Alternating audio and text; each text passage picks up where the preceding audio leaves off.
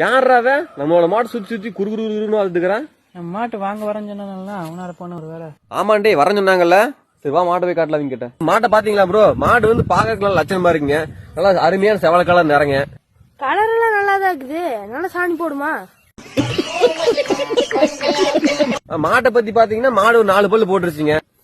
4 பல்லு இருந்தா நிறைய சாணி போடுமா? அப்புறம் பாத்தீங்கன்னா நல்ல கரைவீங்க. சாயந்தரம் ஒரு 5 லிட்டர், காலைல ஒரு 5 லிட்டர் கறக்குங்க. பால் கறந்ததுக்கு அப்புறம் சாணி ஓடுங்களா இல்ல கறக்கிறதுக்கு முன்னாடி சாணி ஓடுங்களா? இந்த மாடு பாத்தீங்கன்னா பால் கறந்ததுக்கு அப்புறம் சாணி போடுங்க. பால் கறந்ததுக்கு அப்புறம் தான் சாணி போடுமா? சரி பால் எப்ப கறப்பீங்க? பால் பாத்தீங்கன்னா சாயந்தரம் ஒரு 4:30 மணிக்கு கறப்பங்க.